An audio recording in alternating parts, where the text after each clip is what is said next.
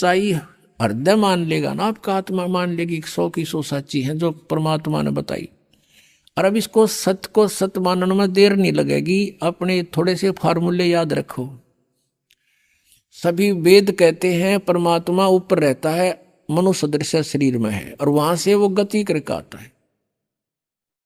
और यहाँ के क्या लीला करता है, जब वो बालक रूप धारण करके, शिशु रूप धारण करके प्रकट होता है, तालाब के ऊपर, जल के ऊपर, कमल के फूल पर विराजमान होता है। यानी जल के ऊपर विराजमान होने से उसको नारायण कहते हैं। अब पता लग जाएगा वो है कौन।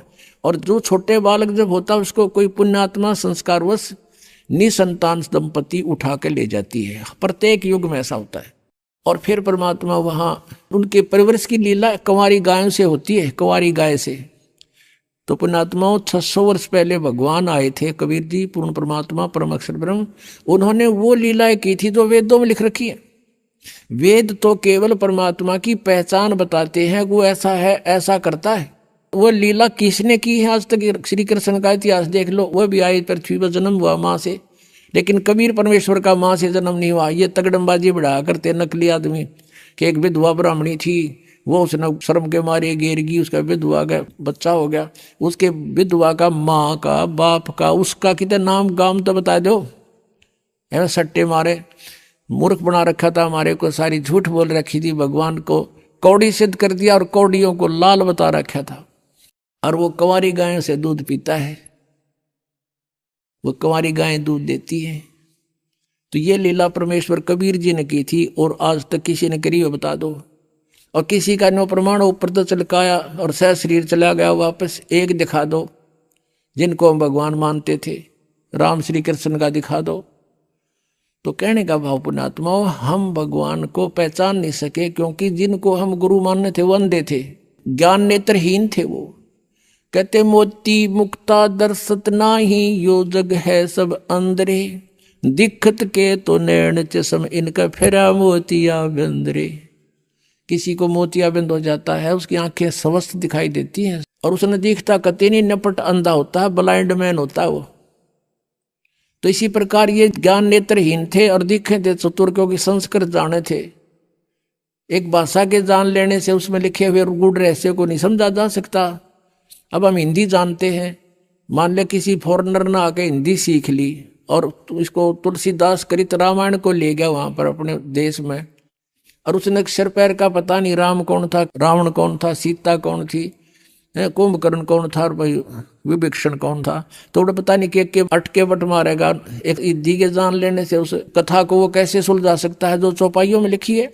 ऐसे ही वेद और ग्रंथ और पुराण और गीता जी, ये परमात्मा की महिमा से परिपूर्ण है। संस्कृत के जान लेने से कोई नहीं समझ सकता जब तक ये मौखिक कथा रामायण वाली की तरह सृष्टि रचना का जिसको ज्ञान नहीं होगा।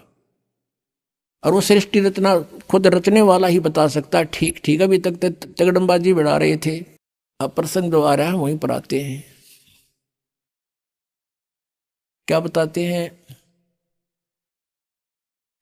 कि कोट जन्म तन भरमत हो गए, कुछ ना हाथ लगा रे, और कुकर सुकर खरबा बोरे, कौआ हंस बुगारे।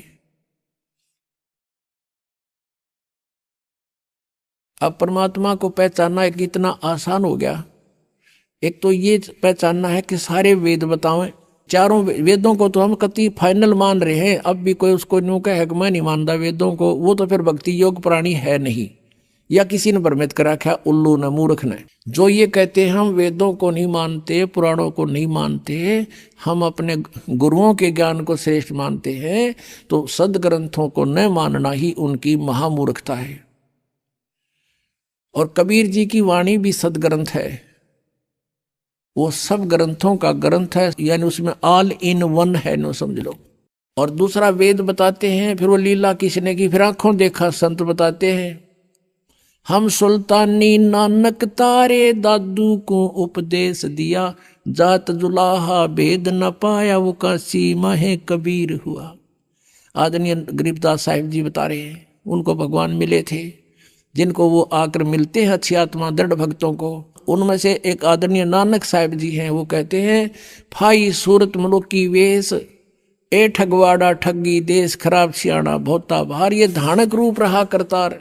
परमात्मा सतलोक से आए थे परमात्मा उसमें समकालीन थे इनके, यहाँ भी थे, सतलोक में भी रहते हैं, वो हर जगह जहाँ चाहे प्रकट हो सकते हैं, प्रभु में इतनी शक्ति है। तो नानक साहब जी को बेई नदी पर मिले थे, स्नान करने गए जब, उससे पहले भी वार्ता की थी कबीर रूप में आके, लेकिन नानक साहब जी मान्य नहीं थे, लेकिन अंदर से टूट गए थे सच्चाई को सुन के, प्रार्थना यही करते थे, प्रभु फेर दिलो एक बार के। आदरणीय नानक साहब जी का जन्म पवित्र हिंदू धर्म में हुआ था। ये कालूराम मेहता खत्री अरोड़ा के घर इनका जन्म था, और इनके पिताजी जो है पटवारी थे उस समय, और ये अच्छी आत्मा थी। फिर ये इन्होंने एक अपनी बहन के नगर में, जहाँ उनकी बहन ब्याह रखी थी, सुल्तानपुर शहर में अपने बहनोई की सिफारिश से वहाँ के सुल्तानपुर के नवाब के यहाँ नौकरी करते थे मोदी खाने में। तो स्नान करने के लिए बेई नदी पर जाते थे।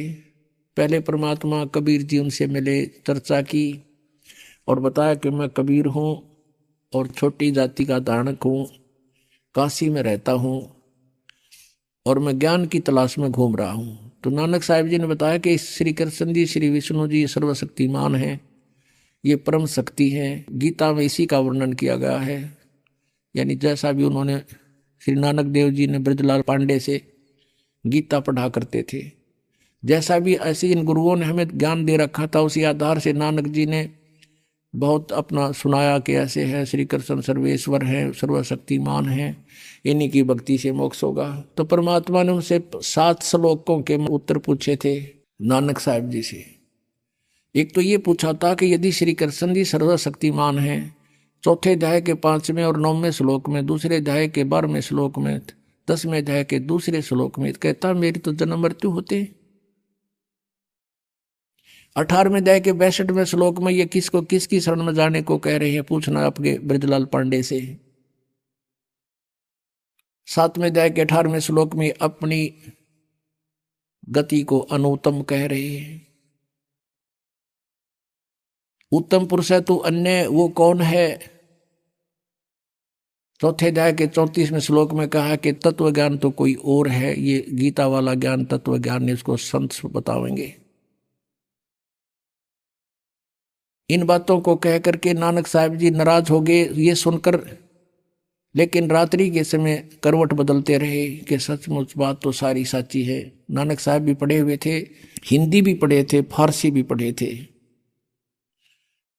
उन्होंने गीता जी को देखा, एक आध ब्राह्मण से बात करी, किसी के पास उत्तर नहीं था। तो ऊपर से तो वो कबीर जी को धमका कर आ गए थे कि तू गलत बोलता है तो मुसलमान दिखाई देता है।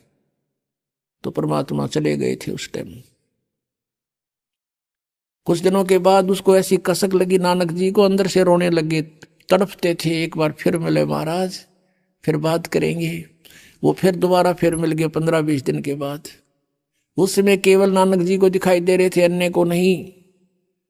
कुछ देर बात हुई थी, फिर नानक जी ने, क्योंकि वो मन नहीं टेकता जल्दी सी, उन्होंने कहा था कि मैं इस दरिया में छलांग लगाऊंगा, मुझे ढूंढ देना। नानक साहब जी ने दरिया में छलांग लगा दी। परमात्मा ने उनको गुप्त किया वहां से, और पीछे जाकर 3 किलोमीटर पीछे को, जहां से अप स्ट्रीम में ले गए, जिधर से पानी बहता रहा था, और वहां उनका शरीर एकांत स्थान पर रख दिया। आत्मा को लेकर सचखंड गए। सचखंड में देखा कबीर परमेश्वर जो जिंदा महात्मा के रूप में वहां उनको मिले थे, उसी रूप में ऊपर सतलोक में पहुंचे, और परमात्मा सतपुरुष बैठे थे तख्त के ऊपर, ऑल ओवर कंट्रोलर की चेयर पे, उस सिंहासन पर। तो नानक साहब ने सोचा कि परमात्मा यू है, सतपुरुष सतपुरुष ये है सामने बैठे सिंहासन पर, और कबीर जी एक सिंपल वेश में, जिंदा महात्मा के रूप में, साधु के रूप में, और ये यहाँ का नौकर होगा कोई कबीर। तो नानक जी ने सोचा।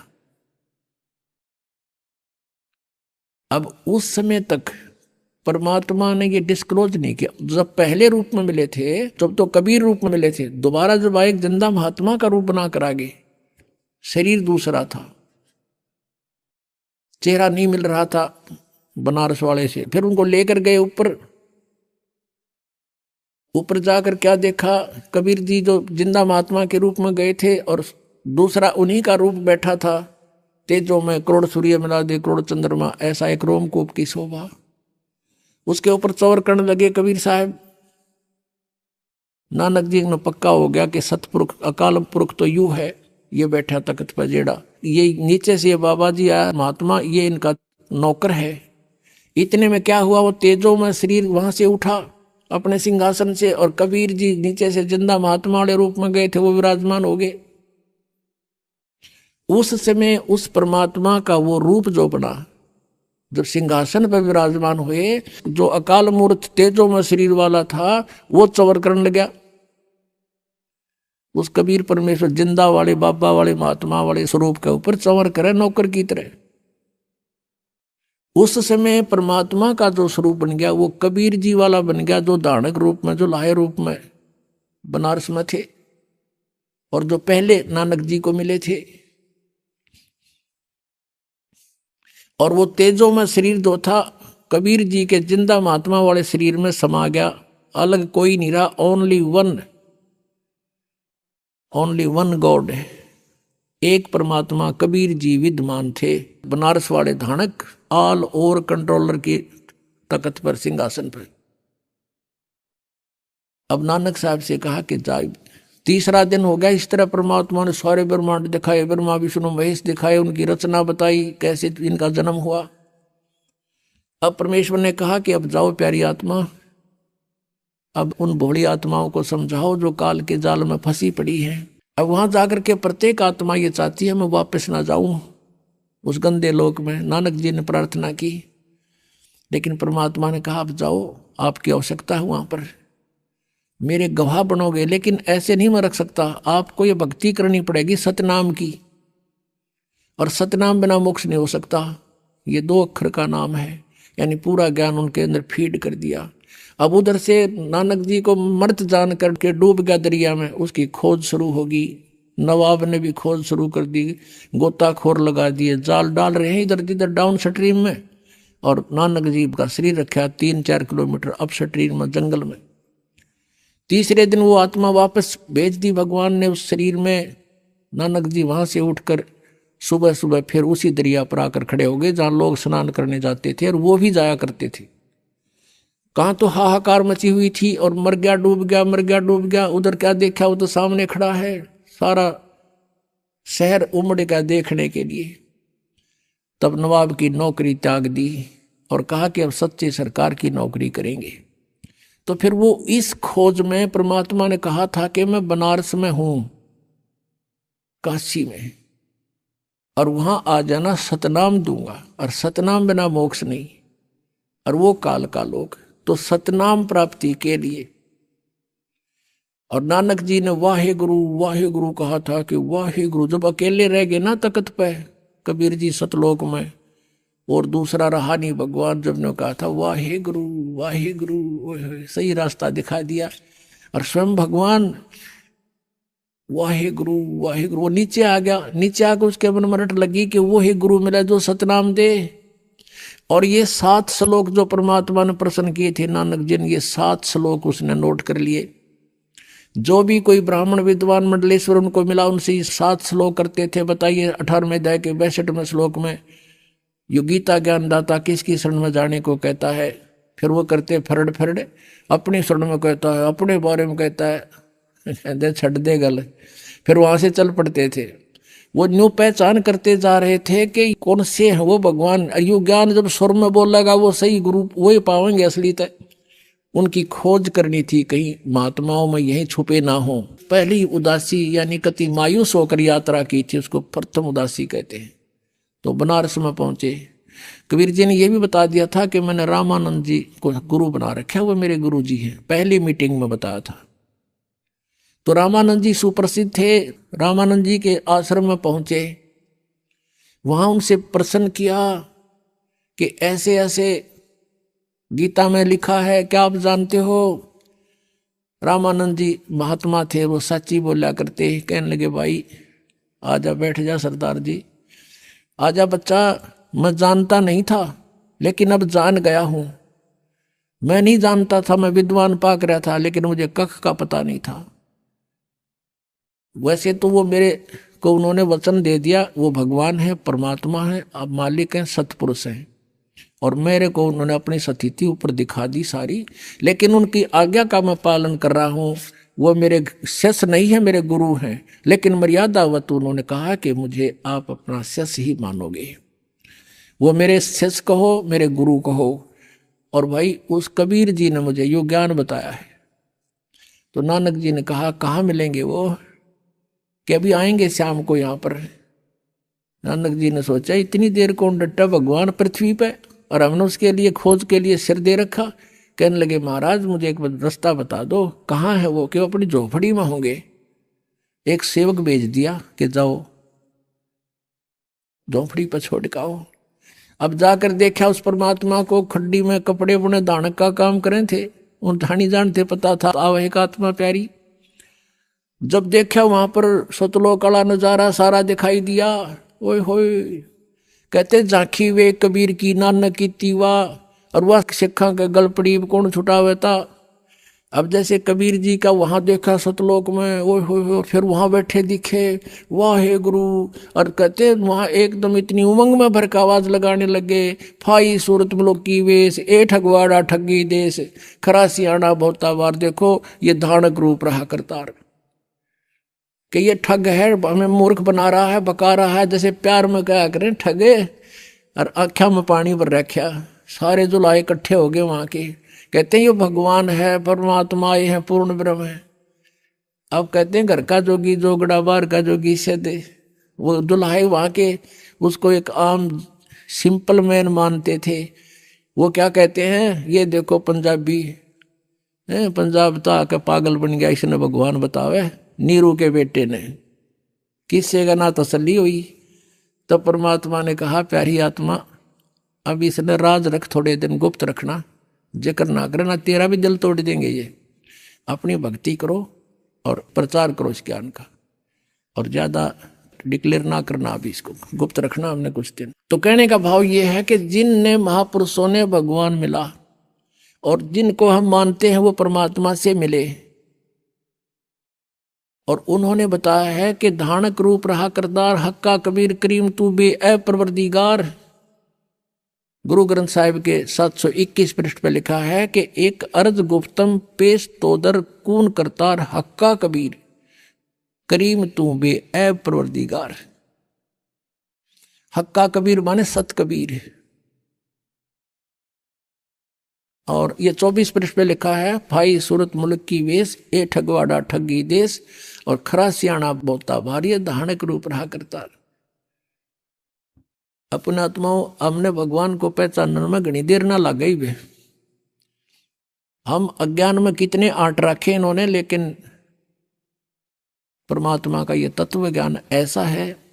और ज्ञान सब ज्ञानड़ी, कबीर ज्ञान सो ज्ञान, जैसे गोला तोब का अब करता चले मैदान। तारा मंडल बैठे करिए चांद बड़ाई खावे, उदय भया जब सूरज का स्यों तारों छुप जावे। ये नकली संत और ये छोटे मोटे ज्ञानड़ी कहते हैं जैसे चंद्रमा रात्रि के समय तारों में बहुत अच्छा तेजों में और प्रसिद्ध यानी बड़ा चमकता है, मुखिया पाक रहा होता है, सूर्य उदय होने के बाद कहते चांद भी ना दिखता, सितारे भी विद्यमान होते हैं, उनका कोई अस्तित्व नहीं रहता। ऐसे ही कबीर परमेश्वर की महिमा से हम परिचित हो जाएंगे, फिर अन्य भगवान इन चांद और सितारों की तरह ऐसे निष्क्रिय हो जाएंगे, इनका अस्तित्व नहीं दिखाई देगा हमारे को। तो क्या बताते हैं, अंधे की बाँ गई अंधे ने मार्ग कौन बतासी। और आदरणीय गरीबदास साहिब जी कहते हैं, मोती मुक्ता दर्शत नाई ये जगह सब अंधरे। मोती मुक्ता, मुक्ता माने मुक्त होने के ये मोती, हीरे लाल, असली भक्ति रूपी मोतियों का इनको ज्ञान नहीं, लाल का ज्ञान नहीं, सार नाम सतनाम का। और ये कंगाल बन गए, कौड़ी को लाल जानकर आन उपासना करके अन्य देवताओं की पूजा करके ये कंगाल हो गए। मोती मुक्ता दर्शत नाही ये जगह सब अंधरे, और दिखत के तो नैन चश्म इनका फेरा मोतिया बंदरे। सारे पुराणों में लिखा है, वेदों में लिखा है, और ये विद्वान का हमें कख भी नहीं पता इसके बारे में। तो इनके अज्ञान रूपी मोतिया बिंद था, और वो मोतिया बिंद का ऑपरेशन दास का कर दिया भगवान ने। और दास को डॉक्टर बना दिया, सबका मोतियाबिंद हटा दूंगा, ऑपरेशन कर दूंगा, और फिर हम भगवान को स्वयं देखेंगे और पहचानेंगे। पुण्यात्माओं, परमात्मा पाना सबसे आसान। एक रोटी बनाने के लिए कितना प्रयत्न करती है एक बहन, कितना सामान सांग जोड़ना पड़ता है, कितना पलटा चमटा है, फिर लकड़ी, तवा, चूल्हा, फिर गिलास, कटोरी, थाली, परात, आटा, नमक, मिर्च, और फिर उनको लाने के लिए कहाँ प्रयत्न करना पड़ता है। और जब जाके आटा गूंदा कर फिर रोटी बना के खानी पड़ती है, उसमें कितना समय, और दोनों टाइम खावें कंपलसरी हम और बनावें। और परमात्मा का पाना सबसे आसान है। कहते जीव बिना लाणी सा मंत्र दे रखा भगवान ने, और कितना कीमती है। सतनाम पालड़े रंग होरी हो, 14 लोक चढ़ावे राम रंग होरी हो, 3 लोक पासेंग धरे रंग होरी हो, तो ना तुले तुलाया राम रंग होरी हो। अब इतना धनी बनाने का, सतलोक जाने के लिए हमने घनी भक्ति चाहिएगी, और मौखिक जाप और अन्य जापों से लाभ नहीं होगा। ये जो मंत्र है सतनाम का 2 अक्षर का, इसके जाप करने से हम भक्ति धन से गर्क हो जाएंगे, हम फुल्ली चार्ज हो जाएंगे। जब हम यहाँ से चलेंगे, इतने हम वहां से चार्ज होकर आए थे, उतना ही चार्ज होकर वापस जाएंगे वहां पर। इस मंत्र से होंगे, इतने धनी होंगे। और जो ये प्रथम मंत्र है 3 मंत्र में, और ये यज्ञ हवन हम करते हैं, इनमें हम जब तक यहाँ रहेंगे यहाँ सुख मिलेगा हमारे को। और काल का जितना भी ऋण है वो इसको दे देंगे, तू पकड़े अपना, हमने जाने दे, हम नहीं लेंगे तेरा प्रतिफल। और ये 2 मंत्र 2 शेष बचेंगे, उसमें से जो तत् मंत्र का आपको दिया जाता है जाप, उसको हम अक्षर पुरुष के 7 संग ब्रह्मांडों को पार करने का टैक्स है उसका, वो दे देंगे, संभाल तू अपना। तो ये जो सत्य है, ये सार नाम है, इसकी भक्ति से हम सतलोक में पहुंच जाएंगे, स्थाई स्थान मिलेगा। अब क्या बताते हैं, कोट जन्म तन भरमत हो गए, कुछ नहीं हाथ लगा रे, कुकर सुकर खरबा बोरे, कौआ हंस बगारे, कोटि जन्म तू राजा की, ना मिटी न मन की आशा, भिक्षकों का दर दर घूमया, मिला ना निर्गुण रासा। आदरणीय गरीबदास साहिब जी की परमेश्वर कबीर साहिब जी ने दिव्य दृष्टि खोल रखी थी। उन्होंने आज से अरबों खरबों पहले की सारी घटनाएं एजिटी चित्रित कर रखी हैं, और उनको वो घटनाएं चलचित्र की तरह दिखाई देती थी। गरीबदास साहिब जी ने बताया है कि ये नानक साहिब जी जो थे, ये सतयुग में राजा अम्बरीश थे, यही आत्मा, और इतने पुण्यात्मा थे, इतने धर्मात्मा थे, और इतनी सत भक्ति करते थे, विष्णु जी को इष्ट मानकर दुर्वासा जैसे सिद्ध पुरुष ने भी इनके दरबार में फिट्टे मुंह होना पड़ा था। उसके बाद वही आत्मा फिर त्रेता युग में राजा जनक रूप में जन्म हुआ। राजा थे वो, और नौकर सैकड़ों लाखों की संख्या में सैनिक उसके नौकर थे। और वही आत्मा फिर पुनः को स्वर्ग में नाश करके बहुत यज्ञ किया करते थे राजा जनक, उनको नष्ट करके कलयुग के अंदर कालू राम मेहता के घर पे एक सिंपल मैन के घर जन्म हुआ, क्योंकि वो सब पुण्य खत्म हुए। और फिर नौकरी कर रहे एक नवाब के घर पे आप ही, और पहले उनके लाखों नौकर होते थे। तो काल का ये जाल ऐसा है।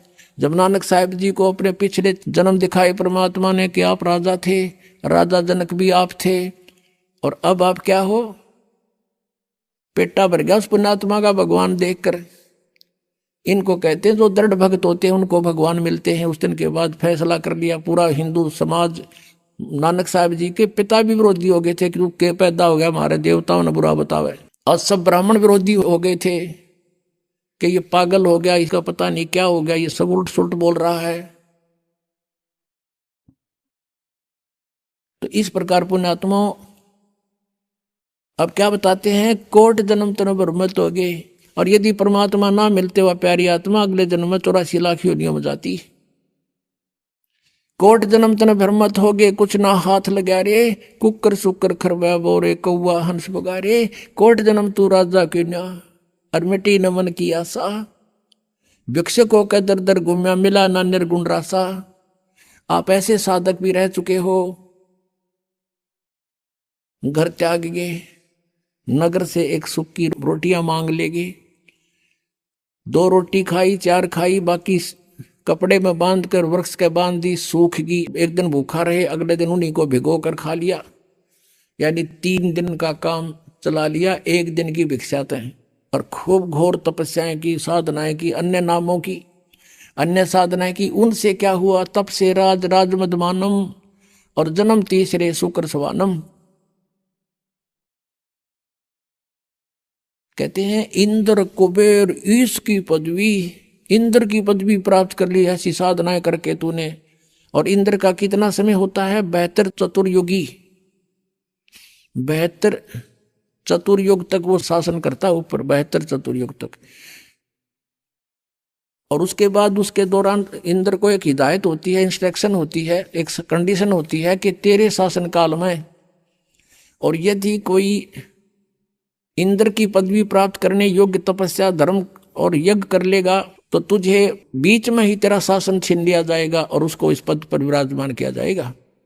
इंद्र को यह चिंता रहती है और उसके लिए फिर वो सतर्क रहता है। उसने अपने एजेंट छोड़ रखे होते हैं कि कोई मेरे शासन काल में और मेरी गद्दी प्राप्त करने योग्य कोई ऐसा धर्मपूर्ण तप ना कर ले, यज्ञ ना कर ले। एक मार्कंडे ऋषि थे, बंगाल की खाड़ी में तपस्या कर रहे थे। इंद्र को पता लग गया, उसने एक अप्सरा भेजी, उर्वशी अपने इंद्र के लोग थे, स्वर्ग लोग थे, और बहुत सुंदर खूबसूरत सारे उसको सिद्धि दे दी। उस मार्कंडे ऋषि के आसपास 8-7 किलोमीटर वहाँ गए, एक बसंत जैसा माहौल तैयार कर दिया, ना गर्मी ना सर्दी, महक छोड़ दी अपनी सिद्धि ते, और अपने आप सारंगीर ये सब साजबाज अपने आप बजने लगे। और वो मार्कंडे ऋषि के सामने खड़ी होकर नाचने लगी, डांस करने लगी, करती रही डांस। और मार्कंडे ऋषि में कोई गतिविधि नहीं हुई जैसा वो चाहती थी। आखिर में वो निवस्त्र होगी, कमर का नाड़ा तोड़ दिया। जब कति नंगी होगी, संत ने ऋषि ने कहा, है बेटी, हे माई, ये क्या कर रही है तू, यहाँ किस लिए आई तू?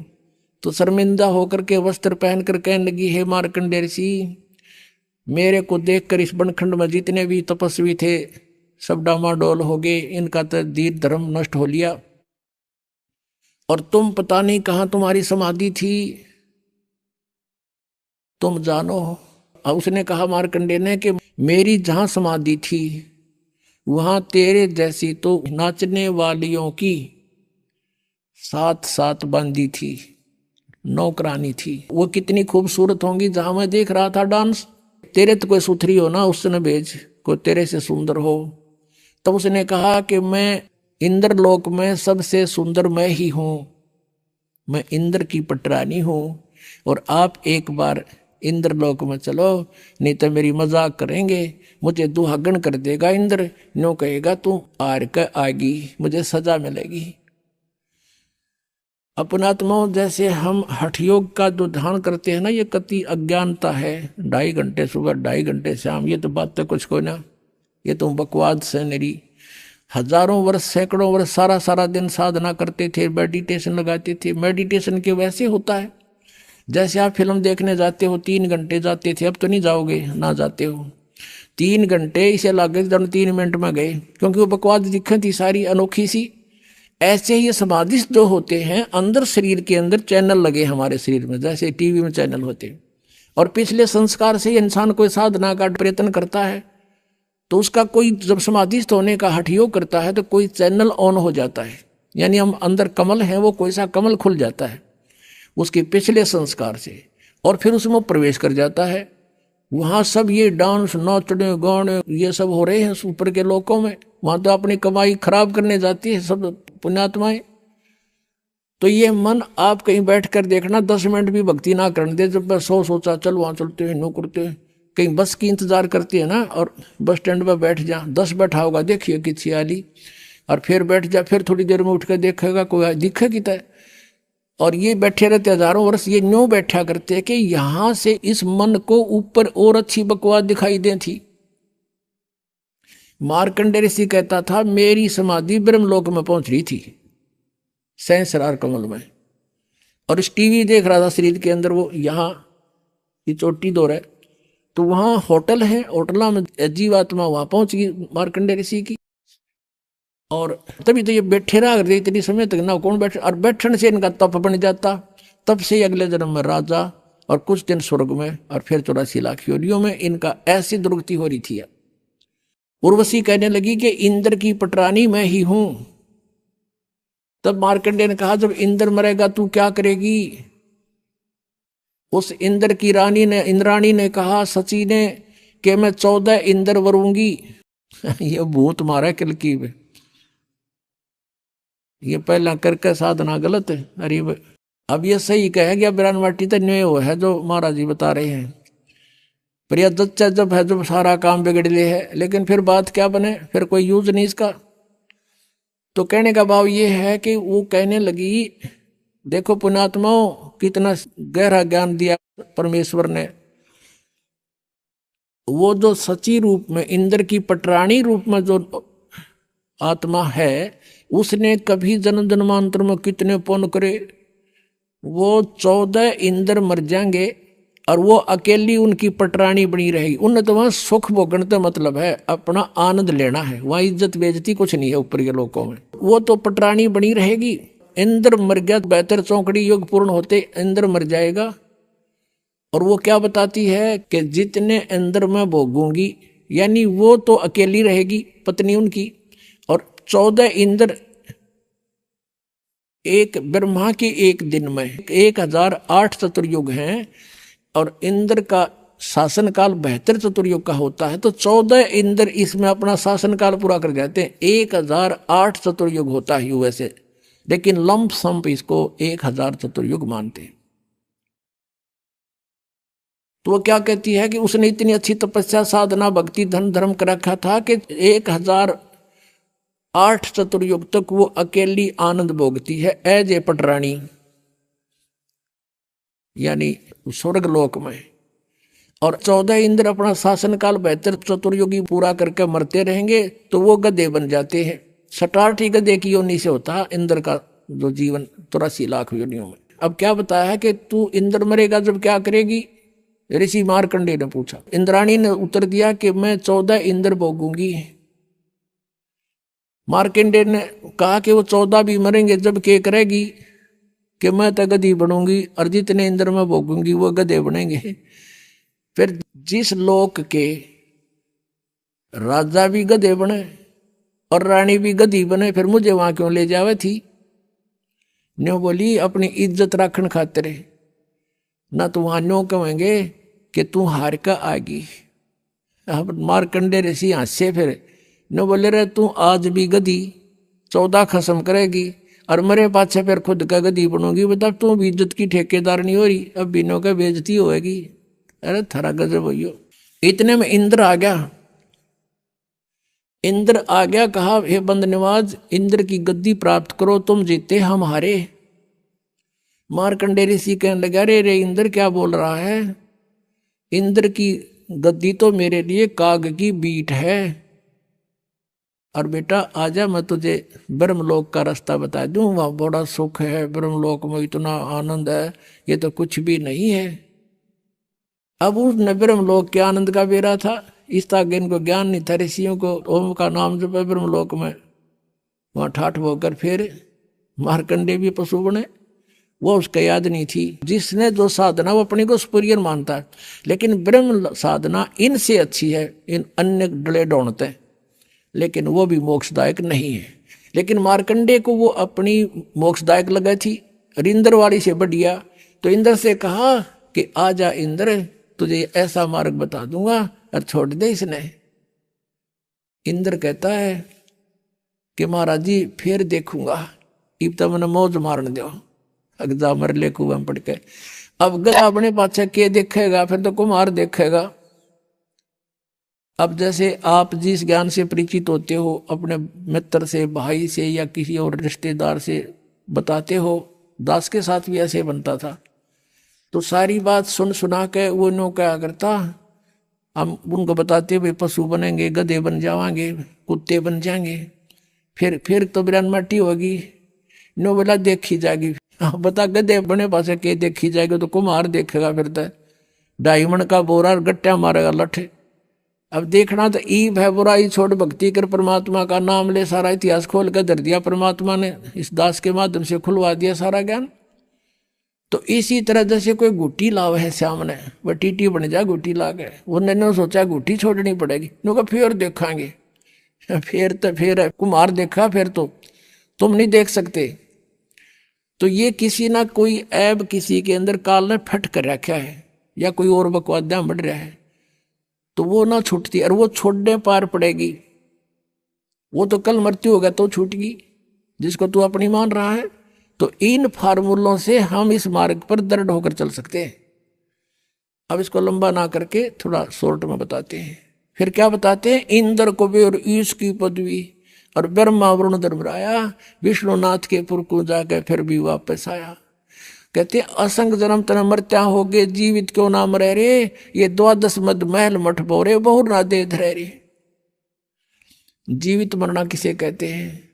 एक तो ये है कि इच्छाओं का नाश करे, बड़ी कोठी बनाना, बड़ी कार लेना है, फिर उधर की बकवाद ब्याह शादियों में डांस करना, घूटी लगाना, फिर दहेज देना और लेना, लोग दिखावा करना। कहते ये बकवाद छोड़नी पड़ेगी। संसार के चोचलों को देखकर हम नहीं चल सकते, उनसे मन हटाना पड़ेगा। और दूसरा जीवित मरना ये है, जैसे आप जी यहाँ आते हो, मन कोई ना कोई आंट अड़ावेगा आपके, यूँ नुकसान हो जाएगा, नो हो जाएगा, फलाना हो जाएगा।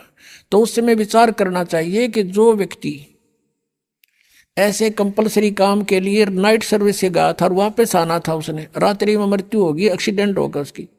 अब कितना कंपलसरी, कितना जरूरी कार्य था जिसके लिए वो रात ही वापस आना चाहता था। अब आप भी गया और वो काम भी रह गया। तो नो इस मन पापी ने समझा दे, जब यो बकवाद करने लग गए, सत्संग की तरफ चले और ये कुछ आंट अड़ावे, तो नो मन जीवित मर ले कि नो सोच ले मैं मर गया और मेरी मृत्यु होगी, और फिर कौन संभालेगा इसने। और चल पड़ा आंख मीच के सत्संग की तरफ। आप देखना, इसका कहते बड़ा पुण्य मिलेगा आपको। और फिर 3 दिन के बाद, 4 दिन के बाद आप वापस चले जाओगे, और आप वापस जा करके जो थोड़ा बहुत काम उलट पुलट हो भी गया, वैसे तो होता नहीं भगवान के लिए, जो सच्चे दिल तो चलते ठीक उड़क खड़ा पाओगा भगवान आपको, ये सत्कर मान लेना। लेकिन हम इतना विश्वास नहीं कर पाते शीघ्र सी। तो इन परमात्मा के विधान के अनुसार चल के देखे, तो न्यू सोच ले 4 दिन में जो काम बिगड़ गया उसने फिर संभाल लेंगे जाके। और जब परमानेंट टिकट कटेगी फिर, या कौन सा ये पक्का कि हम नहीं मरेंगे, जब मान ले परमानेंट मर गए, मृत्यु होगी, फिर क्या करोगे? वो काम फिर भी रह गया, राम भी रह गया। कहते हैं राम नाम कड़ुआ लग गए और मीठे लग गए दाम, दुविधा में दोनों गए, माया मिली ना राम। एक हमारे गुरुदेव जी के शिष्य थे, तलवंडी भाई कस्बा है फिरोजपुर जिले में, और गुरु जी के सतलोक जाने के उपरांत दास की वहां जाकर सत्संग करने लग गया था। कुछ दिन किया वहां, दूसरे रविवार को।